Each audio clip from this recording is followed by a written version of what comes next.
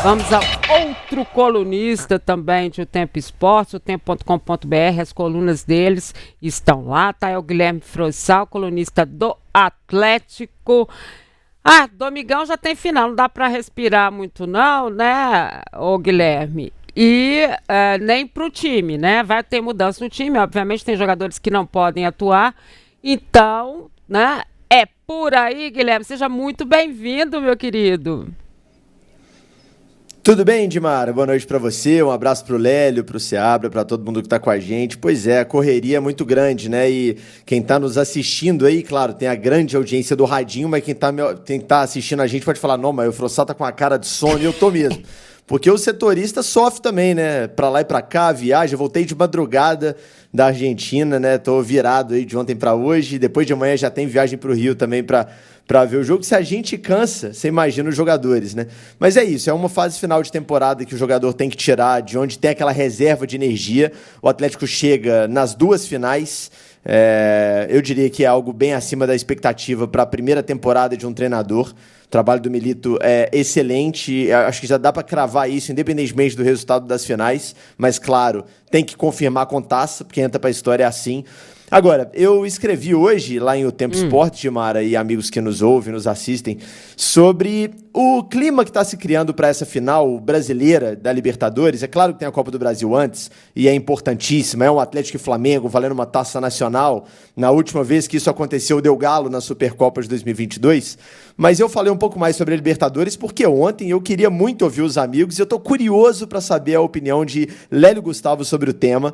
Eu fiquei um pouco assustado com a repercussão da classificação do Botafogo para a final. Claro que quando eu falo em repercussão, eu falo também de cobertura, imprensa carioca, né? Ontem, depois que o Botafogo classificou, parecia que não tinha final, né? Parecia que o Botafogo ganhou a taça final da Libertadores. Aquela transmissão ao vivo de General Severiano, da comemoração com réplica da taça lá no meio, plaquinha da taça Botafogo campeão. Me lembrou, inclusive, a comemoração... Impressionante, né, Dimara? A plaquinha, pra mim, também é o ápice, assim. E sabe o que me lembrou? Me lembrou comemoração de título de Carnaval Carioca, sabe?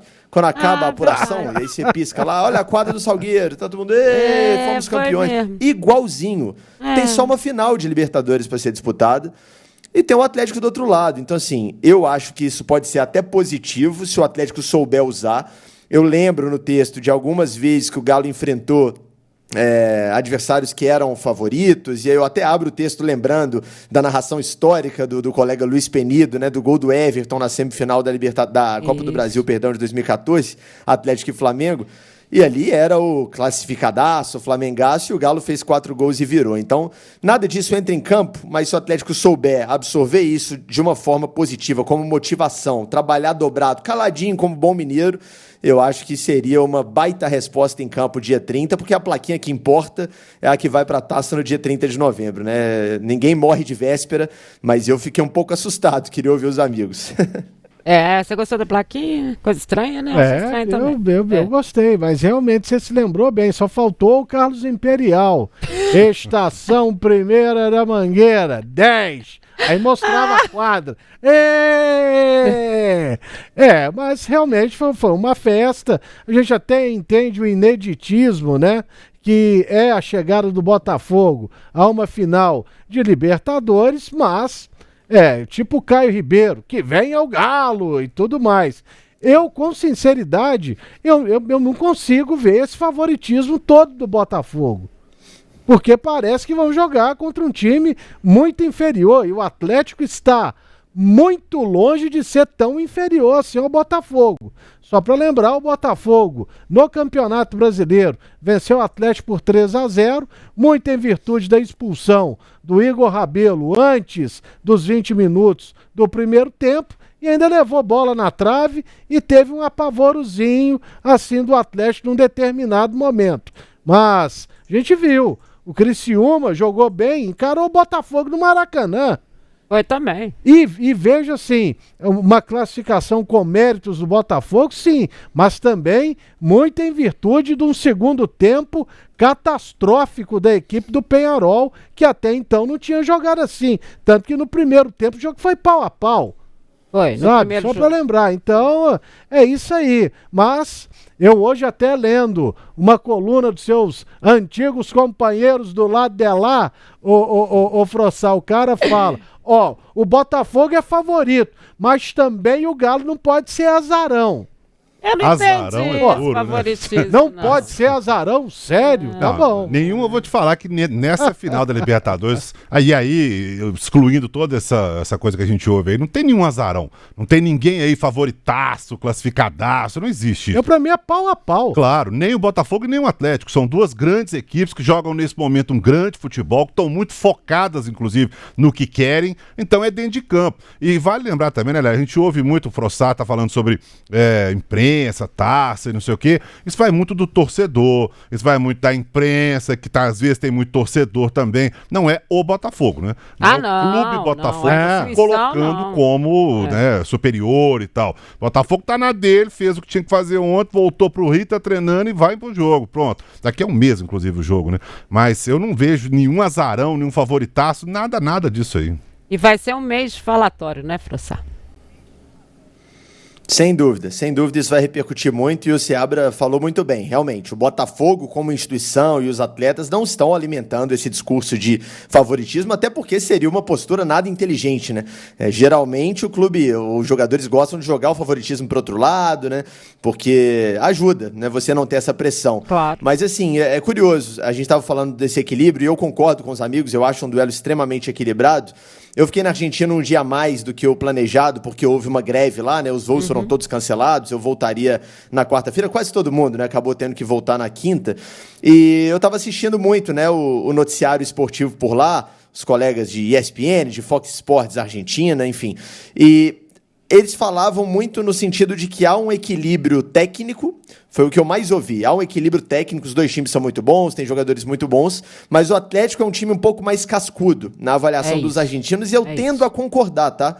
Eu acho que o Atlético é um time um pouco mais experimentado, as lideranças desse time são caras que já ganharam mais no Brasil, no futebol brasileiro e sul-americano, Gustavo Scarpa, Hulk, Daverson, por aí vai, Guilherme Arana, Everson, enfim, não preciso citar os jogadores do Galo que têm um currículo pesado do futebol brasileiro, os craques do Botafogo, e são mesmo, para futebol brasileiro, craques, são caras com currículos ainda um pouco mais modestos no futebol brasileiro sul-americano. O Almada é campeão do mundo, isso aí não tem que respeitar. E os caras estão jogando muita bola mesmo. Mas o time do Galo é um pouco mais experimentado. E cá entre nós, esse jogo contra o Peñarol, o jogo da volta, é bem verdade que o Botafogo não teve ameaçada a classificação em momento algum, né?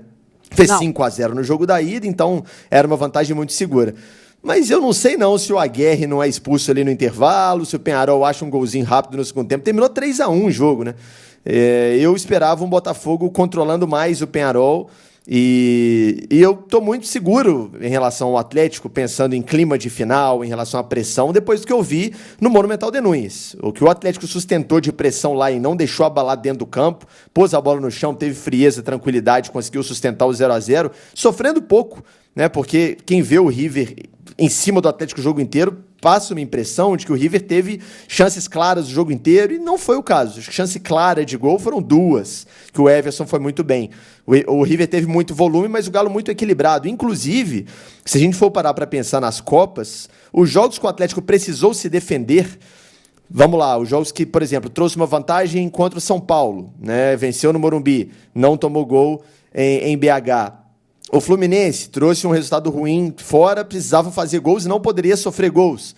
Também conseguiu terminar sem tomar gol. Vasco teve uma boa vantagem construída em casa, não poderia sofrer vários gols lá. Tomou um e conseguiu fazer um também. Então o Atlético tem sido um time muito sólido defensivamente, né? São Lourenço e vários outros casos, né? Vários outros exemplos. Agora o River Plate. Então o Atlético chega... já escrevi sobre isso também lá em O Tempo Esportes. Na minha opinião, no melhor momento da temporada, pensando em equilíbrio, um time que tem volume, mas também tem equilíbrio defensivo, e eu vejo uma final muito equilibrada. Mas assim, é o que eu falei, concordo que o Botafogo não tenha alimentado esse tom de favoritismo. Mas já que alguém fala nisso, eu acho que bem usado pelo lado do Atlético pode ser algo favorável para o lado do Galo para essa grande decisão da Libertadores. E antes tem Copa do Brasil, né? Os 2 jogos são antes do jogo do dia 30 de novembro em Buenos Aires. E pode saber, Frossá, que quem sabe utilizar muito bem isso nos bastidores, né? Quem sabe utilizar muito isso na preleção é o seu Milito, né? E aí, meu filho, quero ver o que vai acontecer. Preparem-se. Valeu demais, Frossá. Sempre um prazer. Até a próxima. Um abraço. Até a próxima.